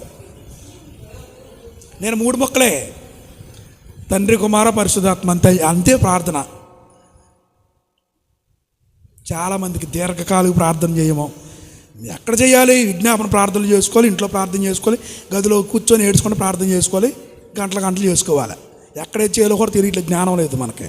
అయితే ఒక పాస్టర్ గారు స్టేజ్ మీద ప్రార్థన ఇచ్చారనుకోండి, ఆ పాస్టర్ గారికి వాక్యం ఇవ్వలేదనుకో, ఆ ప్రార్థనలోనే వాక్యము, ఆ ప్రార్థనలోని దీవెన, ఆ ప్రార్థనలోనే అన్నీ ఆయన మనసులో ఉన్నాయన్నీ కూడా బయట పెట్టేస్తారు. ఇక ఒక ప్రార్థనలోనే. నేను ఎక్కడికి వెళ్ళినా సరే నాకు ఏమీ అయిపోయినా సైలెంట్ కూర్చోంట, ఏమీ అయిపోయినా అలా వచ్చేస్తాను నేను. అమ్మ తప్పించుకున్నాను రా బాబు అనుకుంటాను నేను. ఒకవేళ లేదనుకో, అర్థమైందా? ఎప్పుడైనా ఒక పక్కన వాళ్ళు చెప్పింది ఇంకో రెఫరెన్స్ మనం చెప్పామనుకో, మాది కాపీ కొట్టారనుకో అంటారు. ఇక ఇట్లాంటి సమస్యలు చాలా ఉంటాయి సేవకులకి, గుర్తుపెట్టుకోండి. అయితే ఆ అమ్మగారు రుబ్బుతూ ఉన్నారు, వాళ్ళు బయట ఒత్తిడి చేస్తున్నారు. అమ్మని పిలవన్నాను నేను, అన్న పిల్లల్ని. పాప ఆవిడ కంగారులో ఆ చున్నీ అక్కడ ఉంది ఎత్తుక్కొని బయటకు వచ్చేసరికి చెప్పట్టు పడిపోయి కింద పడిపోయారు. కింద పడిపోతే అప్పుడు కాలు ఇరిగిపోయింది చూసారా, అదే కాల ఇంకొక కాలు, వేరే కాలు మడతపడిపోయింది కింద పడిపోతే. మళ్ళీ గబగబేలు నేను లేపా. ఇట్లాంటివన్నీ కూడా వెనకాల వేసుకొచ్చేస్తారు. మళ్ళీ వాళ్ళు ఒక 5-6 సంవత్సరాల వరకు కనపడరు. మళ్ళీ నేను అన్నా, ఆదివారం రేపు రండి, ఆదివారం జరిగే ఆదివారం కుదిరితే వస్తామండి. హాస్పిటల్కి వెళ్తే మీరు వాళ్ళు రేపు పొద్దున రమ్మంటే కుదిరితే వస్తామండి, ఎప్పుడొకప్పుడు వస్తామంటావా మీరు అన్నా. నేను కుదరదండి, అలా కుదరదండి అన్నారు. అంతే, ఇది కూడా అంతే. ఆదివారం రండి. మన సంఘస్థులు తెలుగుతేటలు మీరిపోయారు. అయ్యారు కొన్ని రిక్వెస్ట్ అండి, చేసి పెట్టండి కొంతంత.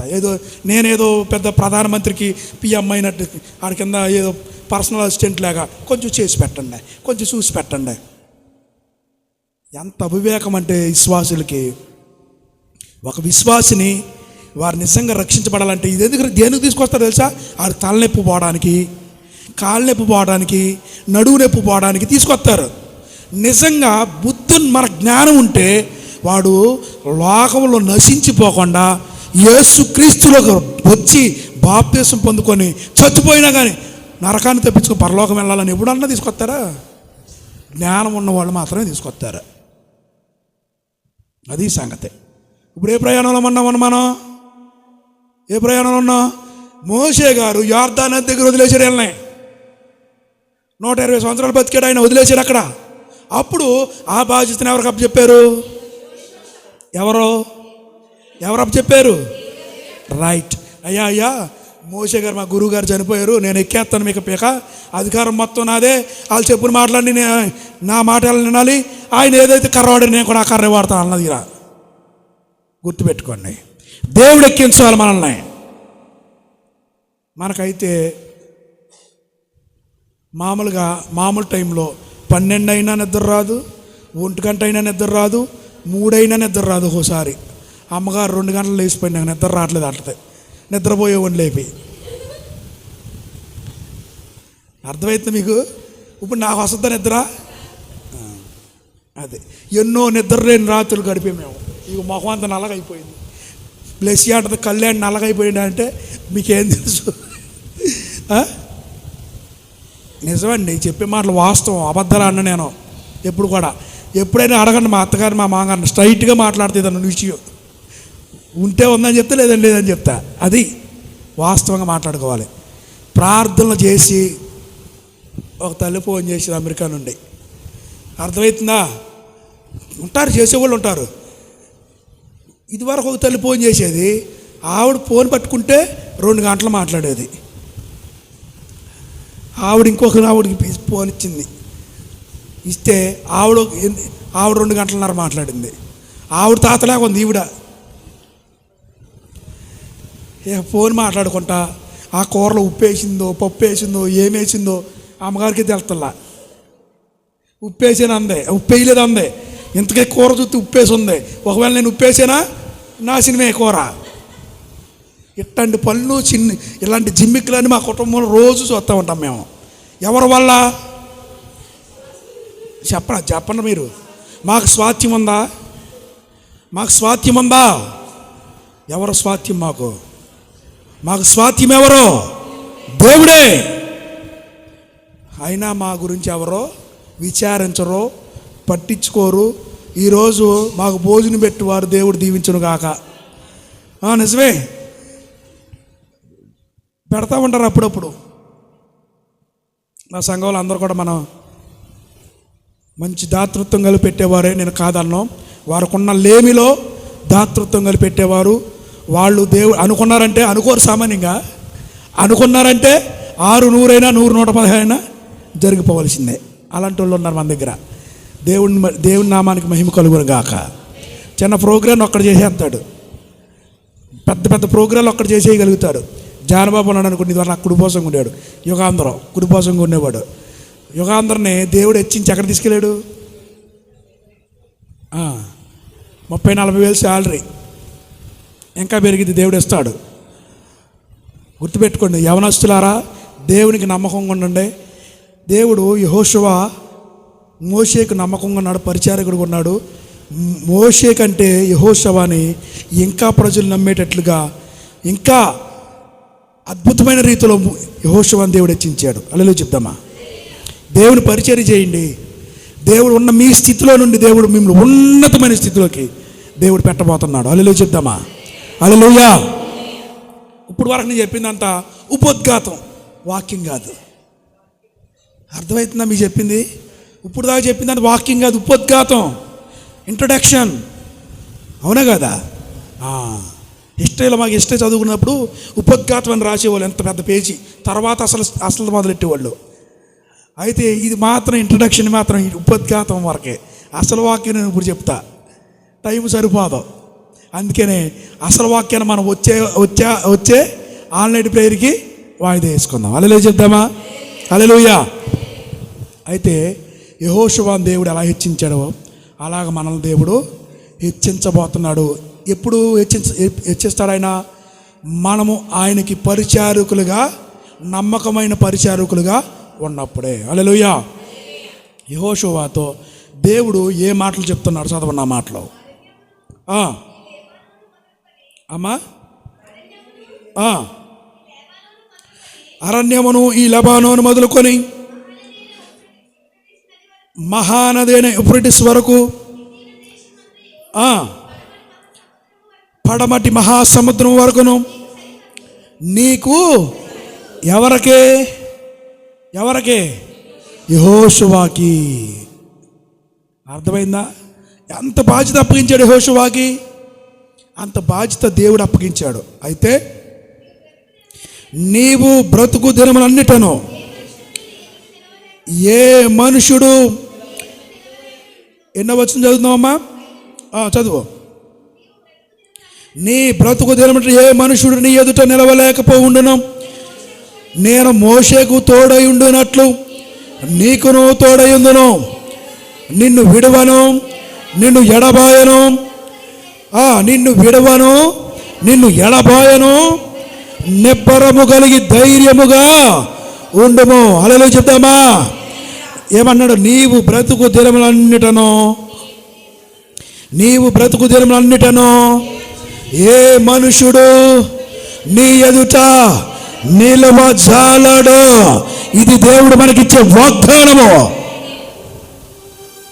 నిజంగా ఇది మనకిచ్చే వాగ్దానం. ఇది ఆయన పరిచర్య చేస్తే, ఆయన మందిర పని చేస్తే ఆయన మనకిచ్చే వాగ్దానం, ప్రామిస్.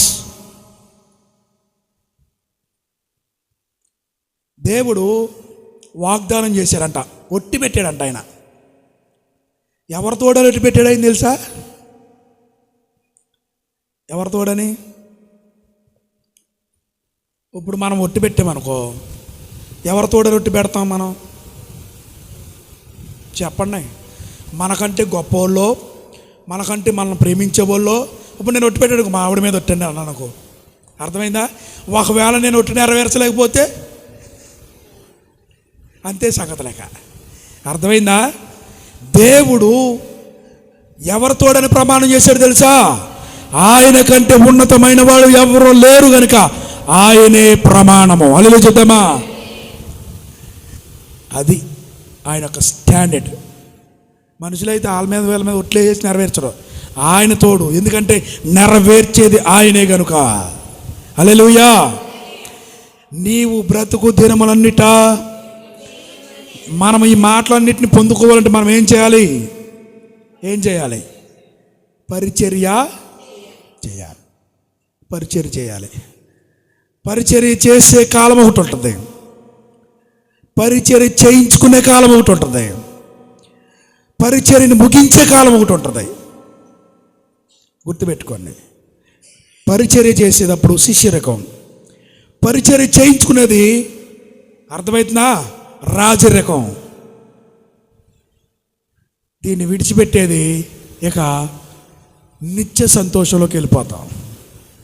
ఈ మూడే ఉంటాయి మనకే. అందువల్ల మనం బ్రతుకున్నప్పుడు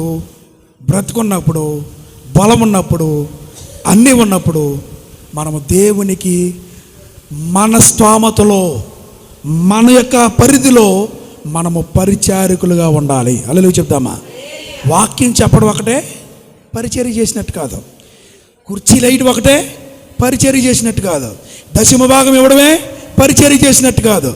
అనేక రకమైన పరిచర్యలు, అనేక రకాలైన పనులు, ఇవన్నిటికీ కర్త ఆ దేవుడే. ఈ పరిశుద్ధాత్మ కార్యాలు అన్నీ కూడా ఇది పరిచర్య. అప్పుడు ఏ పరిచర్య తగిన జీతం అయినా మనకే ఇచ్చేస్తాడు వెంటనే. యెహోషువ మోషేకి పరిచారకుడుగా ఉన్నాడు, ఆయనకి ఇవ్వాల్సిన ప్రమోషను ఆయనకి ఇచ్చాడు. అలా చెప్దామా? మనం అందుకనే దేవునికి మనం ఎలా ఉండాలి తెలుసా? పరిచారకులుగా మారాలి. ప్రతి ఒక్కరు కూడా పరిచారకులుగా మారాలి. హల్లెలూయా. ఇది మన జీవితంలో నీకు నాకు కుర్చీ లైట్ రాదని అనుకో, నీకు వచ్చిన పని అంటే అది చేయాలి. మనం ఏమన్నా నాకు వాక్యం చెప్పడం రాలేదనుకో, పాటలు పాడే పని అంటే అది చేయి. ఏది చేసినా ఆయన మహిమార్థమైన పరిచర్య మనం చేయాలి. హల్లెలూయా. మంచిది. తర్వాత ఏమన్నాడు? నీవు బ్రతుకు దినమంటే ఏ మనుషుడు నీ ఎదుట నిలవలేక ఉండును, నేను మోషేకు తోడై ఉండునట్లు నీకును తోడై ఉందును, నిన్ను విడువనంటే ఆయన చేయబట్టుకుంటాడు, నిన్ను ఎడబాయనంటే ఆయన మన దగ్గర నుండి దూరంగా వెళ్ళడు. తర్వాత నిబ్బరము కలిగి ధైర్యముగా ఉండుము. నడక రాని పిల్లలకి తండ్రి పట్టుకొని రోడ్డు మీద నడిపిస్తూ ఉన్నాడు అనుకోండి, ఆ రోడ్డు మీద ఉన్న గుంటలో నీళ్ళు చూసి పిల్లలు భయపడ్డారు అనుకో, తండ్రి ఏమంటే తెలుసా? ఒరే భయపడకరా, నేనున్నానుగా. ఇప్పుడు ఆ గుంటలు చూసి భయపడే అవసరంలా, శ్రమలు చూసి భయపడే అవసరంలా, వ్యాధులు చూసి భయపడే అవసరంలా, నీ ముందు నీవు అధిగమించలేని సమస్యను చూసి భయపడే అవసరంలా. ఎవరున్నారు? వాటినన్నిటిని ఎరిగి ఉన్న దేవుడు ఉన్నాడు. హల్లెలూయా చెప్దామా? హల్లెలూయా. అందుకే నిన్ను విడువను ఎడబాయను కనుక నిబ్బరము కలిగి ధైర్యముగా ఉండుము. హల్లెలూయా చెప్తానా? అందుకే ఏమన్నాడు చూడండి అక్కడ,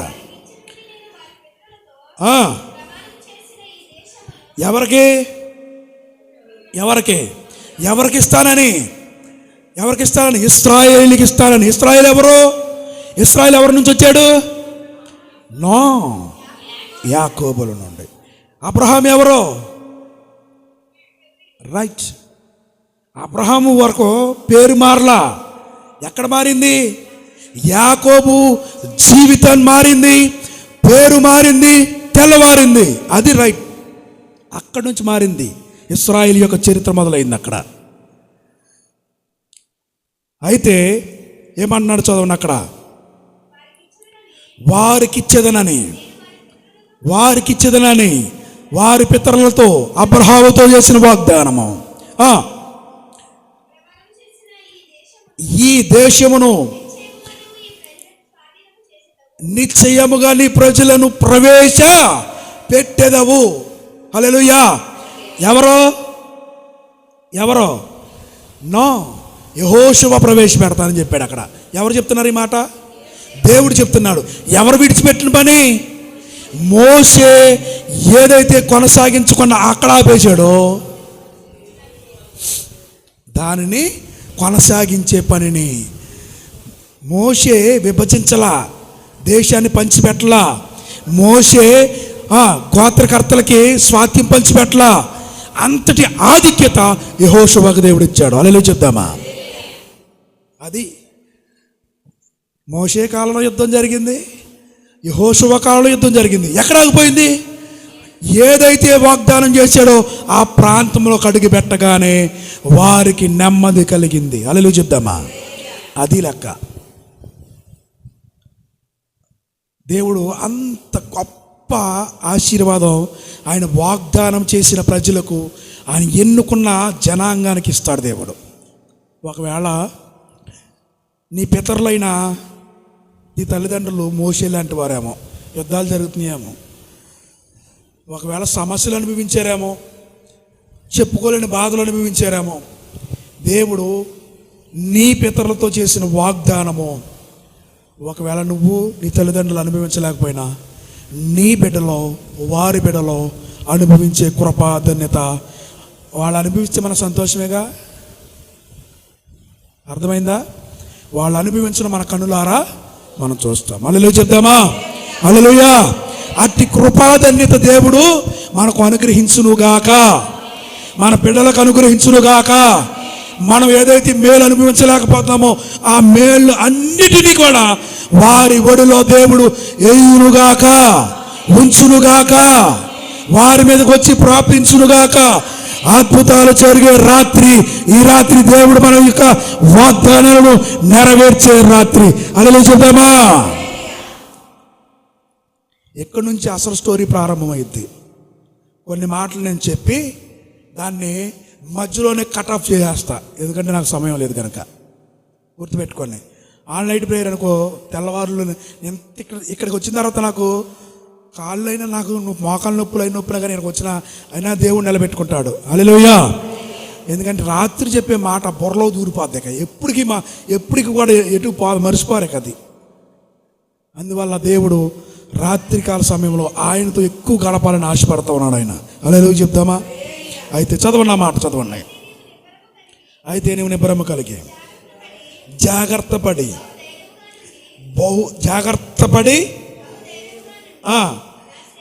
బహుధైర్యముగా నుండి నా సేవకుడైన మోషే నీకు ఆజ్ఞాపించిన ధర్మశాస్త్రం అంతటి చొప్పున చెయ్యవలెను. అమ్మా చెప్పండి. అయ్యా నిన్ను విడువను, నిన్ను ఎడబాయను, నిబ్బరం కలిగి ధైర్యంగా ఉండు, నీ ఇష్టానుసారంగా చేసుకో అని అక్కడ దానికి క్రమం ఉంది. దేవుడు మనకి ఏదైనా అప్పచెప్పాడు అనుకోండి, దానిని నీతిగా, నిబద్ధతగా, పర్ఫెక్ట్ వేలో మనం పనిచేయాలి. దేవుడు ఏదో మనకు అప్పచెప్పేసాడు, ఎలా పడితే ఎలా చేసేద్దాం, దేవుడు మనకు అధికారం ఇచ్చాడు, కుదరదు. దేవుడు యెహోషువని మోషే స్థానంలో పెట్టి మోషే నీకు ఏదైతే ఆజ్ఞాపించాడో, మోషేకి నేనేదే ఆజ్ఞాపించానో దాన్ని నువ్వు ఎలా చేయమన్నాడు అక్కడ? ఎలా? ధర్మశాస్త్రం అంతటి చొప్పున నీవు నడుచు ప్రతి మార్గమున చక్కగా ప్రవర్తించున్నట్లు నీవు దాని నుండి కుడికి కానీ ఎడమకి కానీ తొలగకూడదు. అయ్యా నేను ఇస్తాను, నీకు అధికారం ఇచ్చేస్తాను, నీ ఇష్టం, ఎడబడితే నడమని చెప్పాలి. అక్కడ మనకు ఒక ఆజ్ఞ ఉంది, నేను మోషేకి ఇచ్చాను, మోషే నీకు ఇచ్చాడు. అప్పగించిన దాన్ని జాగ్రత్త పట్టుకో. నువ్వు దాని నుండి కుడికి కానీ ఎడమకు కానీ తొలగొద్దు. ఎందుకంటే నిన్ను పట్టుకొని నడిపించేది నేను. ఇది దీంట్లో నీ పాత్ర ఏమీ లేదు.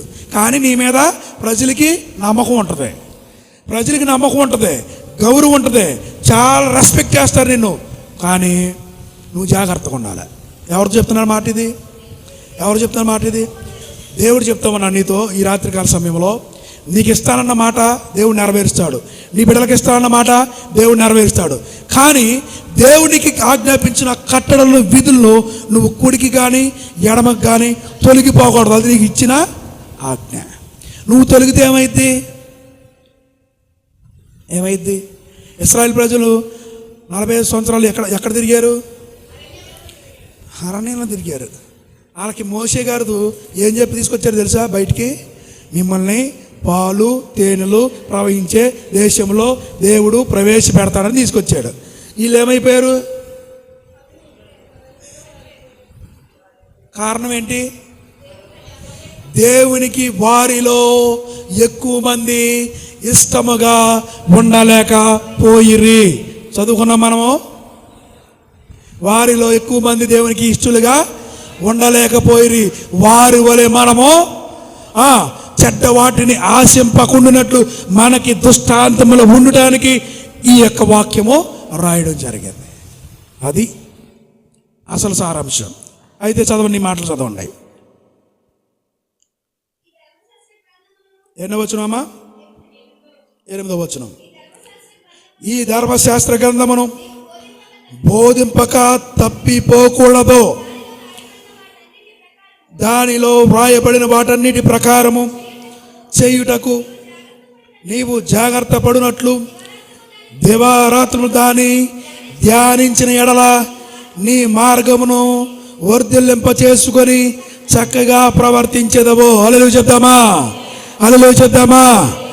నీవు కరెక్ట్గాను వాటిని పాటించాలంటే నీకు ఏం చేయాలి తెలుసా?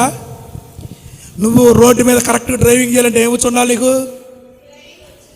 అమ్మగారికి ఒకసారి డ్రైవింగ్ నేర్పించా, తెల్లారేసరికి జ్వరం వచ్చేసింది. తోలమన్నా మామూలుగా. నాకు ఎప్పుడైనా ఒకవేళ బాగోపోతే ఎవరు తోలుతారు? పిల్లలు, చిన్నపిల్లలు. మరి నువ్వు నేర్చుకోవాలి అని చెప్తే కారు డ్రైవింగ్ ఇచ్చేసరికి ఆ 2 రౌండ్లు వేసేసరికి తెల్లారేసరికి జ్వరం వచ్చేసింది. ఇప్పుడు మనకి ఏం కావాలి? చక్కగా ప్రవర్తించాలంటే, మనకి చక్కగా నడవాలంటే ఏం కావాలి? చక్కగా మనము మాట్లాడాలంటే ఏమి కావాలి? నీతిగా ప్రవర్తించాలంటే ఏం కావాలి?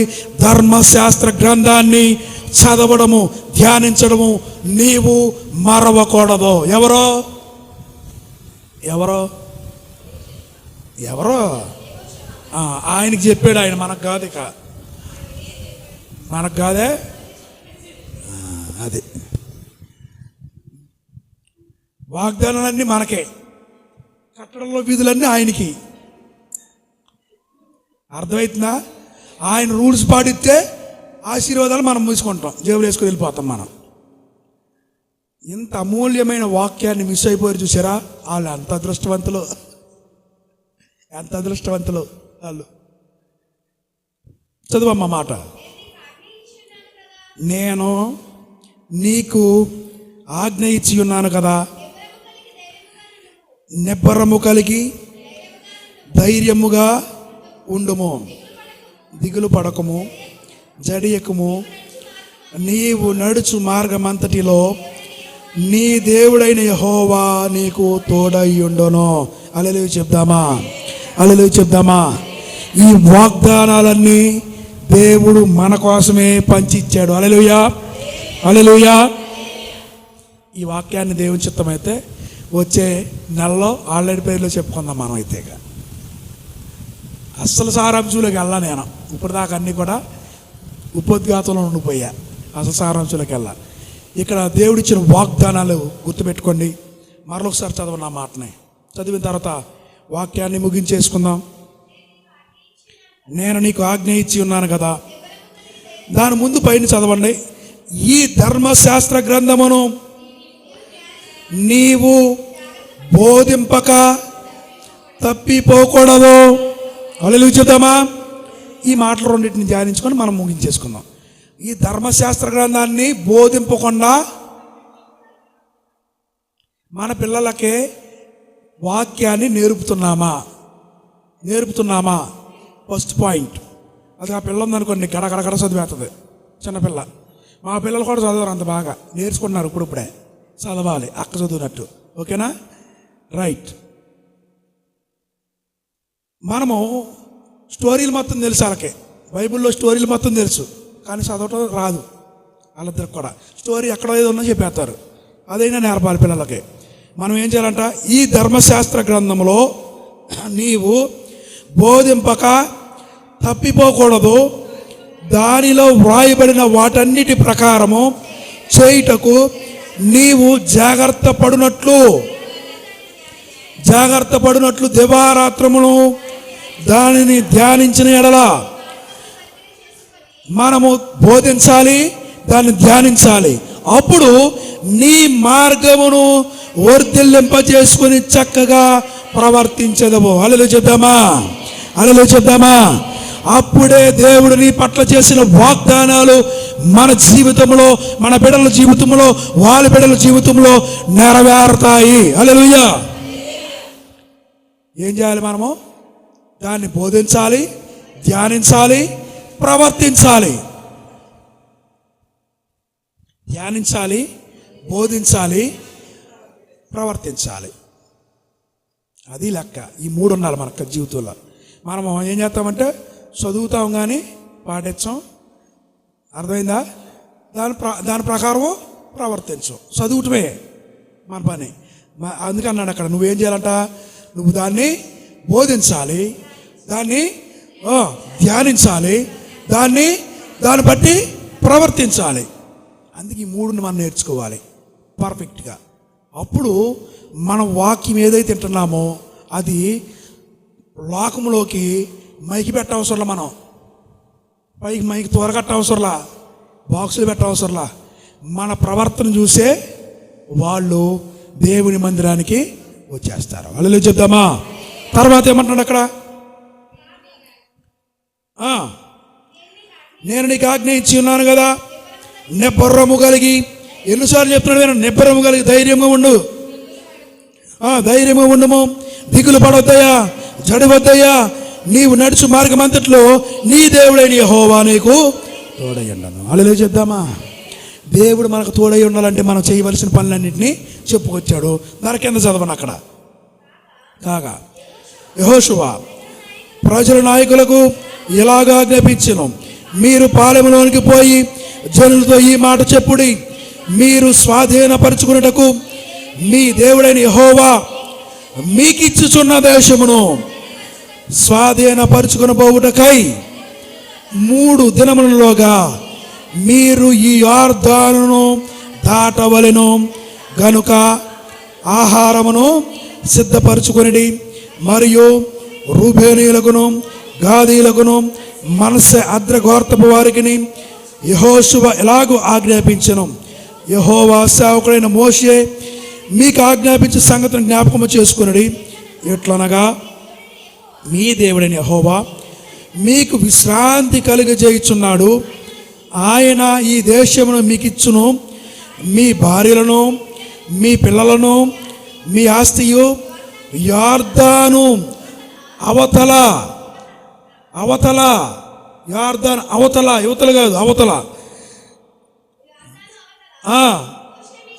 మోషే మీకు ఇచ్చిన ఆమె యొర్దాను యువతలు అన్నాం అనుకో, యువతల ఉండిపోతాం. మళ్ళీ మనం అవతలకి వెళ్ళాలి. మోషే మీకు ఇచ్చిన ఈ దేశమున నివసింపవలని కానీ పరాక్రమవంతులను శూరులనైనా మీరందరూ యుద్ధ సన్నద్ధులై మీ సహోదరులకు ముందుగా నది దాటి యెహోవా మీకు దయచేసినట్లు మీ సహోదరులకు విశ్రాంతి దయచేయు వరకు, అనగా మీ దేవుడైన యెహోవా వారికి ఇచ్చి దేశమున స్వాధీనపరుచుకున్న వరకు మీరును సహాయము చేయవలెను. హల్లెలూయా చెప్తామా? హల్లెలూయా. దీనిలో ఒక ఆత్మీయ మర్మము దాగి ఉన్నది. అయ్యా, మీ దేవుడు మీకు ఒక వాగ్దానం చేశాడు. ఒక దేశాన్ని వాగ్దానం చేసిన దేశము నది అవతల ఉన్నదే. అవతలుంది, నది అవతల ఉన్నదే. ఏంటది? వాగ్దానం చేసిన దేశము. మీరు నది యువతల ఉండకూడదు. ఎక్కడ ఉండకూడదు? మీరు నది యువతలు ఉండకూడదు. మీరు మోషే మృతి పొందాడు సరా, యువతలు ఉండకూడదు. అది అపజయము. మీరు ఎక్కడుండాలి? నది అవతలు ఉండాలి. మీరు, మీ భార్యలు, మీ పిల్లలు నది దాటి అవతలికి వెళ్ళాలి. మీరు స్వాధీనపరుచుకునే దేశానికి వెళ్ళాలంటే కనుక మీరు దాటి వెళ్ళేటప్పుడు ఏం చేయాలి చెప్పరా?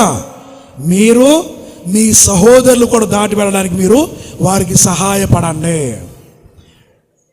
అలా చెప్తామా? ఏంటి?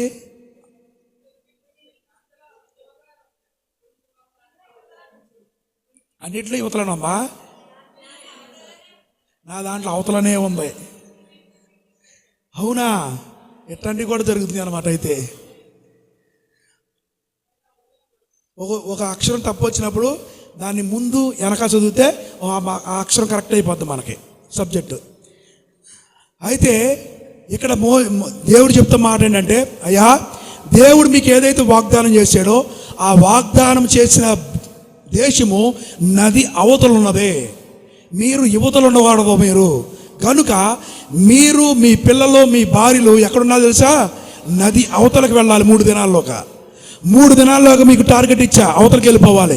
మీరు వెళ్ళడమే కాదు, మీ సహోదరులు కూడా మీరు వెంట పెట్టుకుని నది దాటించాలి. ఇది మనకిచ్చిన టార్గెట్. దేవుడు ప్రతి ఒక్కరికి ఇచ్చిన టార్గెట్ ఇదే. మనము నది దాటితే వాగ్దానం చేసిన దేశం, నది యువతలుంటే మనము మృతుమైపోయిన అసలు ఏమి యొక్క ఆశీర్వాదం పొందుకోలే. మనం నది యువతలుంటే, నది దాటితేనే వాగ్దానం చేసిన దేశం వెళ్తాం మనం. నది అనగా మనము మారు మనస్సు, నది అనగా రక్షణ, నది అనగా దేవుని పట్టుకొనుట. అది దాటేటప్పుడు ఎవరున్నా తెలుసా, మీరుండాలి, మీ భార్యలు ఉండాలి, మీ పిల్లలు ఉండాలి. యువతలు ఉండకూడదు, అవతలకి వెళ్ళాలి. మీరు వెళ్ళేటప్పుడు ఎవరు తీసుకెళ్ళాలి తెలుసా, మీ సహోదరులు కూడా వెంట పెట్టుకొని తీసుకెళ్ళాలి. దేవుడు మనకిచ్చిన టార్గెట్, దేవుడు మనకిచ్చిన గోల్ అదే. ఇప్పుడు కూడా యేసు ప్రభు అన్నాడు, వారిని నా ఎదుగుకు తీసుకురండి, వారు రక్షించబడడానికి నా ఎదుగు తీసుకురండి, వారిని స్వస్థపడడానికి నా ఎదుగు తీసుకురండి, వారు మరణంలో నుండి జీవంలో దాటడానికి నా ఎదుగు తీసుకురండి అని యేసు ప్రభువు వారు చెప్తున్నాడు. అందుకే మనం నది యువతలు ఉండకూడదు, నది అవతలకు వెళ్ళాలి. మనం అక్కడ వెళ్ళడం కాదు, మనతో పాటుగా ఎవరిని తీసుకెళ్ళాలి, భార్యలను తీసుకెళ్ళాలి. మనతో పాటుగా ఎవరిని తీసుకెళ్ళాలి, భర్తలను తీసుకెళ్ళాలి. మనతో పాటుగా ఎవరిని తీసుకెళ్ళాలి, పిల్లలు తీసుకెళ్ళాలి. మనతో పాటుగా ఎవరిని తీసుకెళ్ళాలి, కుటుంబ సభ్యులను తీసుకెళ్ళాలి. గుర్తుపెట్టుకోండి, మనం అక్కడే దాటకూడదు. మనం అక్కడ దాటితే నీ సహోదరులు నశించిపోతారు, మనం అక్కడ దాటితే నీ పిల్లలు నశించిపోతారు, మనం అక్కడే దాటితే నీ భర్తలు భార్యలు నశించిపోతారు, నీ రక్త సంబంధం నశించిపోతారు. వారు కూడా వాగ్దానం చేసిన భూమిలో అడుగు పెట్టాలి. అంటే వారిని కూడా నువ్వు రక్షణ దగ్గరికి, రక్షణలోకి నడిపించాలి. అలాంటి బాధ్యత దేవుడి ఈ రాత్రి కాల సమయంలో నీకు అప్పచెప్తా ఉన్నాడు. ప్రతి ఒక్కరు గుర్తుపెట్టుకోవాలి, దేవుడు ఈ రాత్రి అద్భుతాలు చేయే రాత్రి, అద్భుతాలు మన జీవితంలో జరిగించే రాత్రి. అందువల్ల